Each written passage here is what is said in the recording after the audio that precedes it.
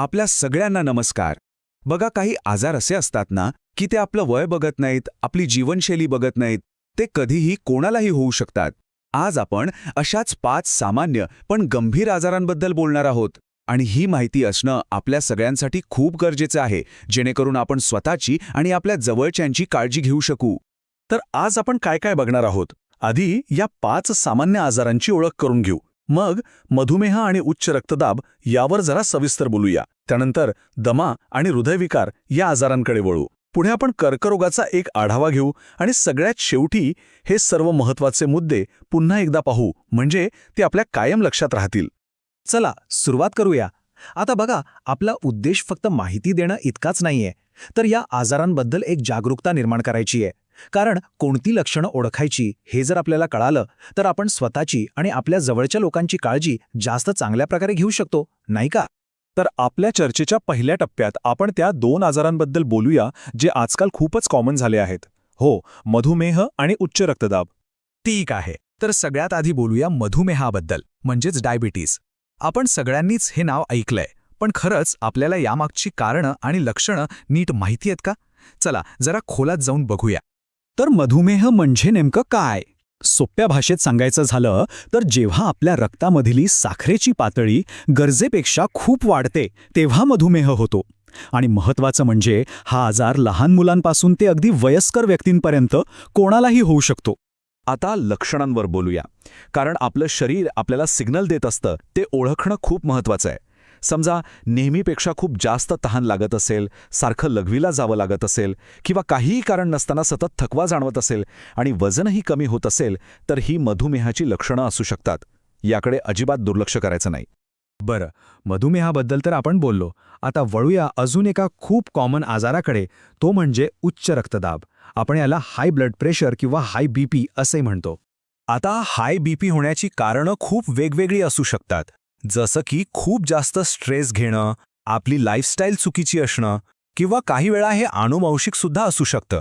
आणि म्हणूनच हा आजार कोणत्याही वयात कोणालाही होऊ शकतो.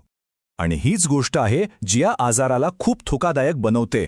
तो अनेकदा कोणतंही लक्षण दाखवत नाही आणि आतल्या आत शरीराचं नुकसान करत राहतो. म्हणूनच त्याला अनेकदा सायलेंट किलर असंही म्हणतात. जरी त्याला सायलेंट किलर म्हटलं जात असलं तरी कधीकधी काही लक्षणं दिसू शकतात, जसं की डोकेदुखी, चक्कर येणं किंवा छातीत दुखणं. पण सगळ्यात महत्त्वाची गोष्ट जी लक्षात ठेवायची आहे ती म्हणजे बऱ्याचदा याची कोणतीही लक्षणं नसतात. आणि म्हणूनच रेग्युलर चेकअप करणं किती गरजेचं आहे हे आपल्या लक्षात येतं. चला आता पुढच्या 2 आजारांबद्दल बोलूया. आपण आता आपलं लक्ष श्वसन आणि हृदयाच्या आरोग्याकडे वळवू आणि यात आपण दमा आणि हृदयविकार याबद्दल माहिती घेऊ. या भागात आपण आधी बोलूया दम्याबद्दल, म्हणजे अस्थमा. हा एक असा आजार आहे जो थेट आपल्या श्वास घेण्याच्या प्रक्रियेवर परिणाम करतो. तर दमा म्हणजे नेमकं काय? हा श्वसनाशी संबंधित एक प्रॉब्लेम आहे, ज्यामुळे श्वास घ्यायला त्रास होतो. आणि हे कधीही सुरू होऊ शकतं. काहींना बालपणापासून असतं, तर काहींना प्रौढ वयात अचानक याचा त्रास सुरू होतो. दम्याची मुख्य लक्षणं कोणती? तर श्वास घेताना त्रास होणं, छातीमध्ये घरघर असा आवाज येणं आणि सतत खोकला लागणं. ही लक्षणं दिसली तर त्याकडे दुर्लक्ष करणं योग्य नाही, कारण ही एका गंभीर समस्येची चिन्ह असू शकतात. आता आपण बोलणार आहोत हृदयविकाराबद्दल. हा एक खूपच गंभीर विषय आहे आणि याबद्दलची जागरूकता आपल्या सगळ्यांसाठी खूप खूप गरजेची आहे. अगदी सरळ भाषेत सांगायचं झालं तर जेव्हा आपलं हृदय आपलं काम व्यवस्थित करू शकत नाही तेव्हा त्याला हृदयविकार म्हणतात. आणि बाकीच्या आजारांसारखंच हा आजारसुद्धा कोणालाही होऊ शकतो. याला वय किंवा इतर गोष्टींशी काही देणं घेणं नसतं. हृदयविकाराचे धोक्याचे इशारे कोणते? तर यात छातीत दुखणं किंवा अस्वस्थ वाटणं, श्वास घ्यायला त्रास होणं आणि अचानक खूप घाम येणं यांचा समावेश असतो. ही सगळी खूप गंभीर लक्षणं आहेत आणि असं काही जाणवल्यास ताबडतोब वैद्यकीय मदत घेणं गरजेचं असतं. आणि आता आपण आपल्या यादीतल्या शेवटच्या पण तितक्याच महत्त्वाच्या आणि गंभीर आजाराकडे वळूया, तो म्हणजे कर्करोग, म्हणजेच कॅन्सर. हो, तर आता आपण कर्करोगाबद्दल बोलूया. कर्करोग होतो कसा? तर याचं मूळ कारण आहे आपल्या शरीरातल्या पेशींची अनियंत्रित वाढ. म्हणजे जेव्हा शरीरातल्या पेशी नियंत्रणाबाहेर वाढायला लागतात तेव्हा त्या गाठी तयार करतात. आणि दुर्दैवाची गोष्ट म्हणजे हा आजारसुद्धा लहान मुलांपासून ते वयस्कर व्यक्तींपर्यंत कोणालाही होऊ शकतो. आता कर्करोगाची लक्षणं खूप प्रकारची असू शकतात.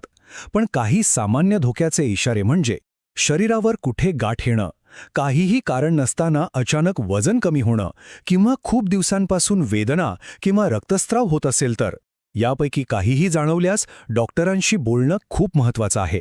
बरं, तर आपण आतापर्यंत 5 वेगवेगळ्या आजारांबद्दल आणि त्यांच्या लक्षणांबद्दल माहिती घेतली.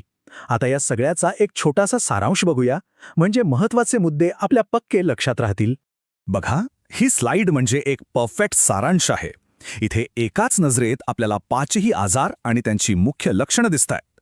मधुमेहासाठी तहान आणि थकवा, तर उच्च रक्तदाबासाठी डोकेदुखी किंवा कधीकधी तर काहीच लक्षणं नाहीत. दमा, हृदयविकार आणि कर्करोग सगळ्याची मुख्य लक्षणं येथे आहेत. हा तक्ता लक्षात ठेवण्यासाठी एक खूप चांगला मार्ग आहे.